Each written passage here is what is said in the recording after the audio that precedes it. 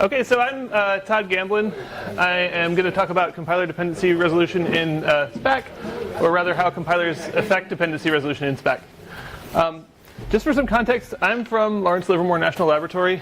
It's this square mile facility in Livermore, California. It's about an hour from San Francisco. It's maybe 6,000 people who work there. We do national security stuff for the Department of Energy. And we are pretty vested in high-performance computing, and so that's where Spack comes from. This is Sequoia. It's a 1.5 million core system. The cases are off, so you can see the network on there. These are the kinds of machines that we have to try to build for, and it's not pleasant, and so that's where Spack has come from. Spack's a general purpose from source package manager. It's inspired somewhat by Homebrew and Nix, and like I said, we're targeting HPC and scientific computing. It has a growing community. These are lines of code by different organizations in the packages by over time. And so you can see that like up until about 2015, it was all Livermore, and then we started getting contributions from all sorts of people after that, and it's been going well. The goals of Spack are focused around flexibility. We're not trying to be a stable distro yet. We're mostly focused on helping people get things built for high performance on big machines. And also running on laptops and other places that scientists need to run in commodity Linux clusters. We want to make it easy to build packages with lots of different compilers, different compiler options, different flags, to swap compilers in and out of a build, and to swap implementations of libraries. So like MPI and other ABI incompatible libraries, we want to be able to swap those in and out easily from a build. And so the end goal is to help scientists in the Department of Energy and elsewhere actually get their software up and running on fairly exotic architectures. How do we do that? We have a CLI syntax that's supposed to make it easy to install a package lots of different ways. In the base case, it looks an awful lot like another package manager. You might say stack install MPI leaks. That's a tool that we developed for analyzing MPI programs at Livermore. And Spack should do something sensible if you say that. If you want to get more specific, you could say install MPI leaks at version 3.3, so you can specify the custom version. You can say what compiler you want to build it with, so you can say %GCC at 473. For that, you can add build options that are exposed by the packages. You can inject C flags into the build, and then this syntax is recursive, so you can basically apply the same constraints on your dependencies. So that's saying, I know that thing depends on mpitch somehow, so build it with mpitch version 3.2 and build that with GCC. So how does this look from the package perspective? We're trying to keep that simple too. The Spack packages, this should look familiar to anyone who's ever seen a Homebrew package. They're just Python classes. It has a simple Python DSL. And what's going on here is all the stuff at the class level is metadata. This is your homepage URL. These are the different versions that you could build with the package and also the hashes that you could download them from. We can sort of try to extrapolate these URLs from this one.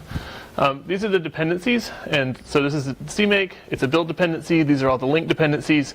And you can see that you can provide those same constraints that you can provide on the command line to the actual dependencies. So you can say that this thing depends on boost 1.42 or higher with the multi-threaded option. The methods, the actual instance of a package is basically an installer.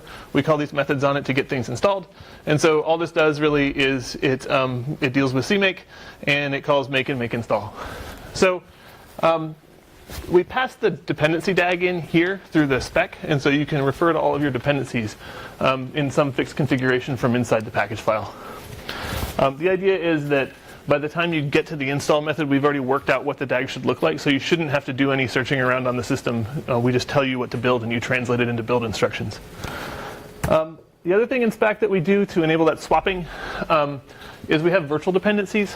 And so the idea is that you depend on an interface, something like MPI, or maybe people are more familiar with like JPEG, where there's JPEG and JPEG Turbo.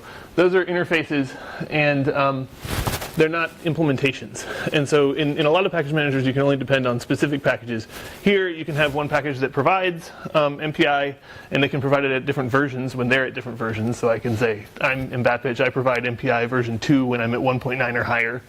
And then the actual packages, like this one here, you depend on MPI at a particular version.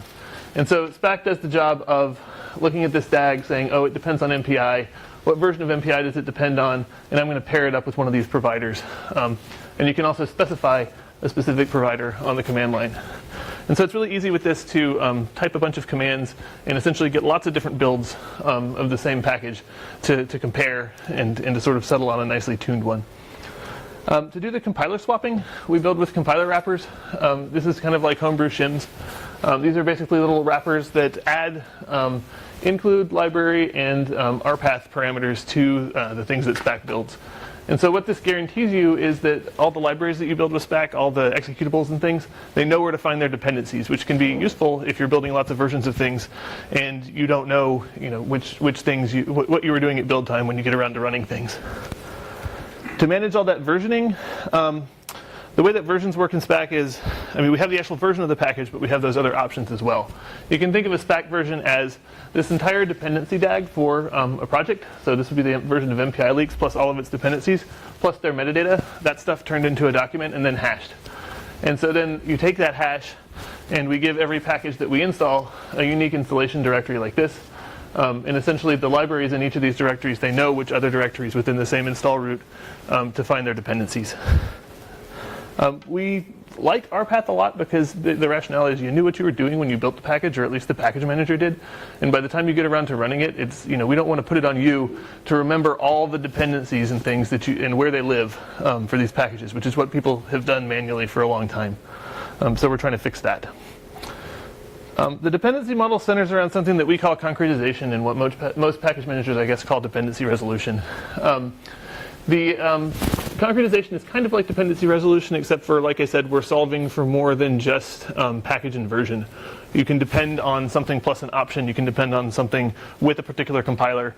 And so the constraints can be a little more extensive throughout the packages. So what happens when you type that on the command line, if you say install MPI leaks with this dependency at that version and this other dependency at another version, is we build an abstract DAG with some of the constraints on it. And then we take that, we run it through the concretizer, and its job is to fill out all the details on this thing. So that by the time you get into install, you have all the information about the thing that you're going to build. And you don't have to ask any questions. You don't have to go searching for things. You just say, okay, what did Spack tell me to build? The other thing here is that, and this will be important later, is that the nodes here, they can have different compilers. So currently we're modeling the compiler as an attribute on the node, and I'll get a little more into that later. The other constraint that we impose on this is we want there to be only one instance of a particular package in a DAG. So if I do one build of an application, I enforce this constraint that basically there can only be one call path library in here. That's imposed by the native language runtime. Languages like JavaScript have support for multiversion DAGs, and their module system will actually allow you to have one package over here calling one version of a dependency, and another package over here calling a different version of the same dependency. We're dealing with native stuff, and so we have to deal with ld.so or dild or whatever the linker is on the platform. And so you can link an executable where there are different libraries in your DAG that depend on different versions of something like libstandard C++, but you really don't want to because it's a race. At runtime, basically the first version of that library will get loaded, the second one gets invoked, and then it ends up calling a function in the first version, and if the ABI is incompatible, you get a nasty error and things explode. And so one of the things we have a lot of problems with is managing all the different versions of C++ compilers in the standard lib with the recent proliferation of versions of C++.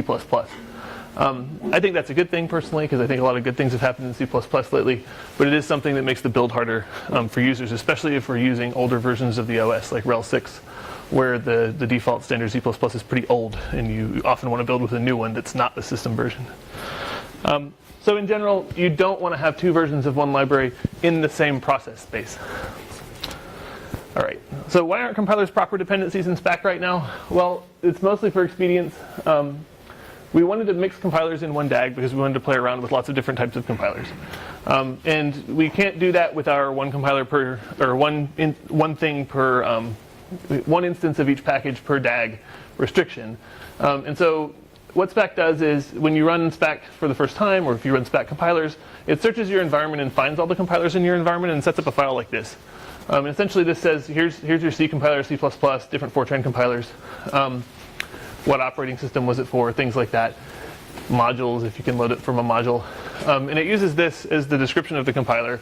and you have this spec identifier down here. This is what gets put on the DAG right now. So we'll just say use that particular compiler, and we trust that if we detected it, then it's the same version across different systems. So that's what we did. Why do we care about that so much? So we want to use lots of different fancy compilers for high performance. We like running the Intel compiler. It tends to get better performance than GCC on the Intel machines we run on. If we run on a Cray, we tend to like the PGI compiler or the Cray compiler. And there are other nice tuned compilers for different systems. On the IBM's XL tends to get the best performance slightly, even though it takes forever to compile. And then the other thing is that on many of our machines, we actually have to use a special compiler because we're cross-compiling for the compute nodes. So like on our Blue Gene systems, the front end is not the same architecture as the back end. And that's the case on a lot of the Crays today that use Xeon Phis. They have a Xeon front end, and they have a Phi back end. And you can't compile, you can't run back end executables on the front end. The front end is where people log in to build. And so the other reason that we care about the compilers is people want advanced compiler features. So a lot of our programmers are using things like OpenMP to do threading on the big fat cores that we have on the front end nodes. We care about those C++ language levels and features like that. We care about building with CUDA. All of those things are features that are exposed by the compiler, or you might say that their interface is exposed by the compiler. And we want to be able to experiment with them.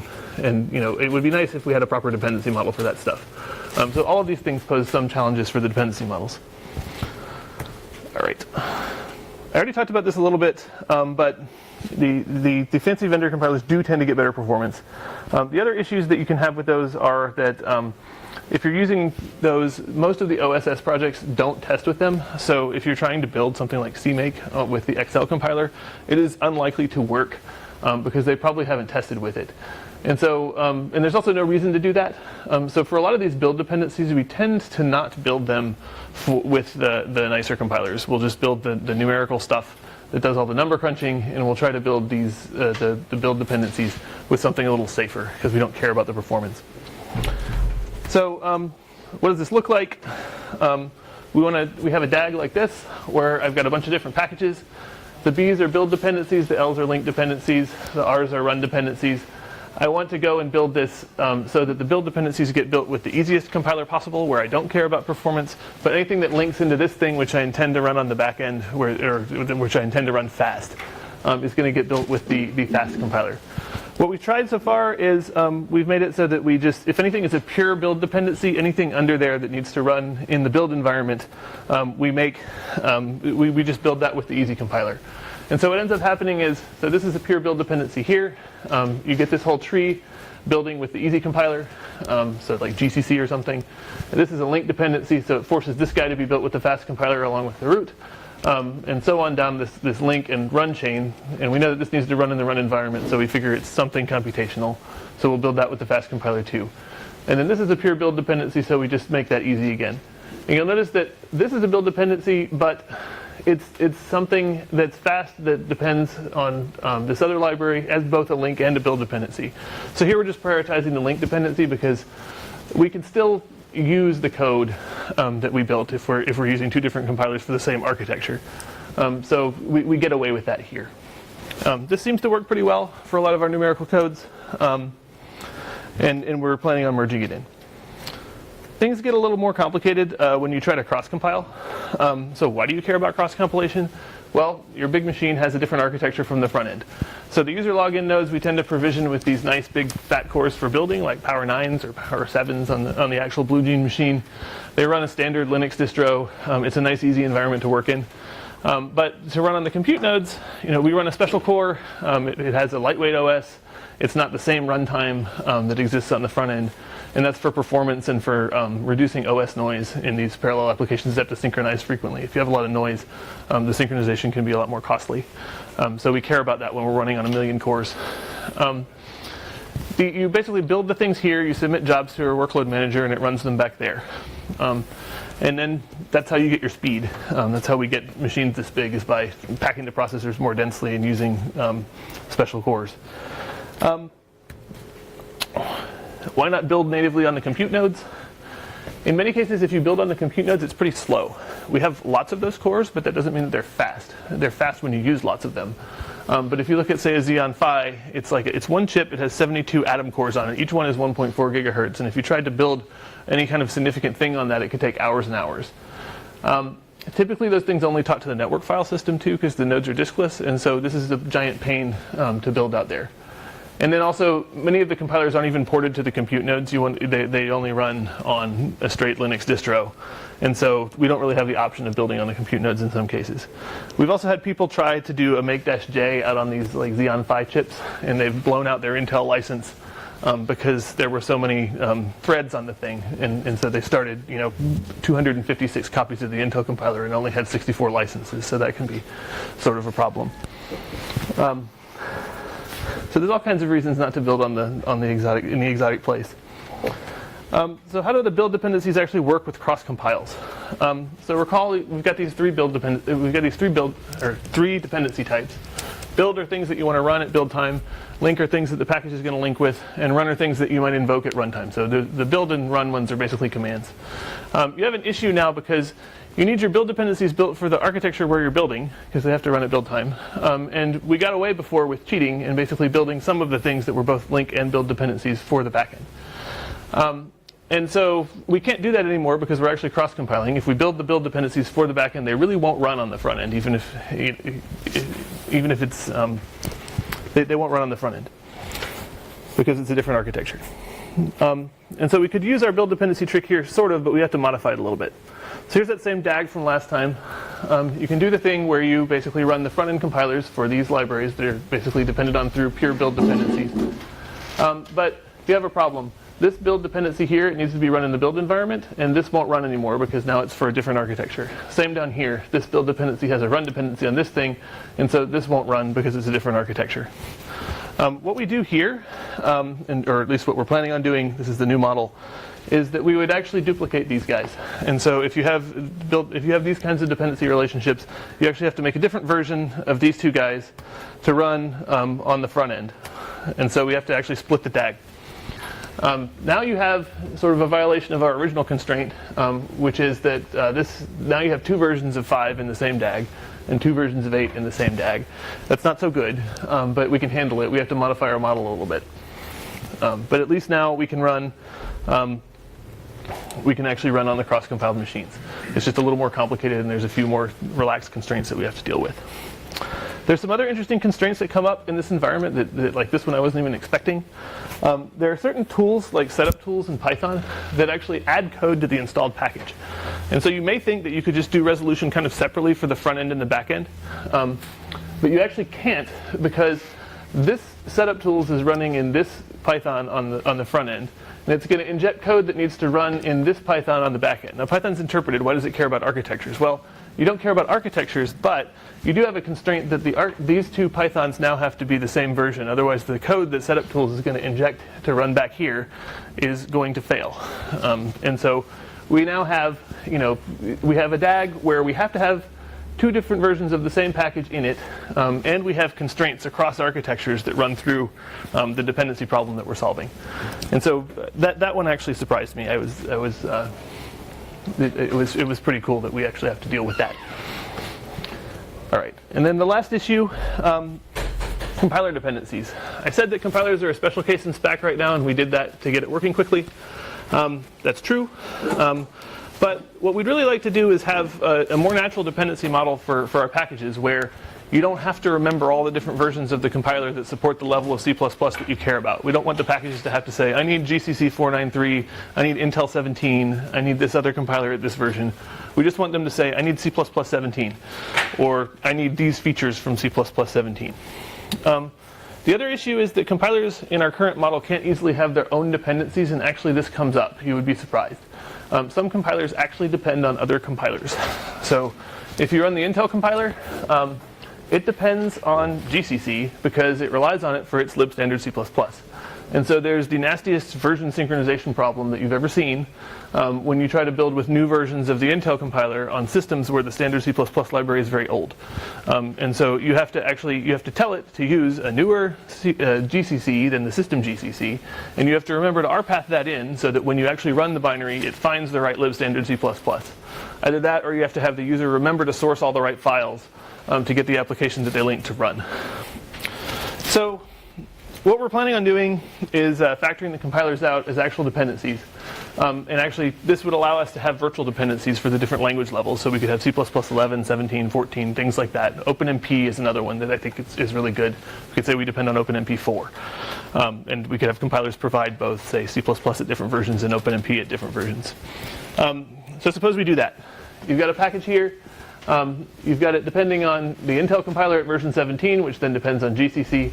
This is actually kind of fine. We don't have to do very much special here. And you could actually do this with conditional dependencies. You could just say Intel at 17 depends on a specific version range of GCC. And you wouldn't have to introduce anything too special to this DAG.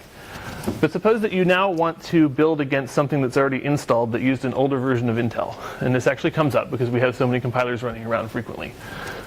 Where now you want to link this against the second library. And that one's built with Intel 16. This is already installed. And that built with GCC at 4.9.3. Well, if you have these version ranges here, you have this Intel compiler depending on a specific version range of GCC. You have this Intel compiler depending on a version range of GCC. It's still not constrained enough that you can sync the standard C++ versions between the compilers and ensure that they're consistent. And so what we have to do here is actually introduce another type of dependency. So what is a compiler? It's a build dependency that imposes some link dependencies on the things that it builds. And so in this case, it's the runtime libraries. It's things like lib standard C++, it's glibc, although I'm not going to cover that here. It's all the different libraries that are bundled with the compiler that you don't see on the link line. And so what we have to do is add hidden dependencies to the DAG and normalize them like we did originally, where we only have one instance of them for the whole DAG. So the new dependency model looks kind of like this. If I have that DAG from before, now I say, OK, these compilers here, I need to figure out some way to get their standard C++ synced up. So I have them impose a link dependency on the thing that they're building. And so now you get these two implicit hidden dependencies from the compiler on lib standard C++. And we force this to have one node for lib standard C++ per DAG. And when those constraints get merged, then you'll get a conflict if the lib standard C++'s are not synced between these different compilers. All right, and so this is the model we're planning on going to. I think it's pretty cool because it allows us to actually have virtual dependencies for compiler features and ensure consistency of the runtime libraries and get the rpaths right, which will make a lot of people happy on our clusters. So that's the summary. We're working out constraints for compiler integration, and it's not easy. Weird things can happen, surprising things. Cross-compiling can affect how your Pythons have to be synced between the front end and the back end, and also you have to add additional dependencies to the DAG. And we're trying to make this part of Spack's build configuration. And we're hoping that this will make it really easy to write a single source package that you can compile in lots of different ways on some pretty exotic machines. So I have a bunch of Spack stickers over there if people want stickers. So come and get them. And that's all for my talk.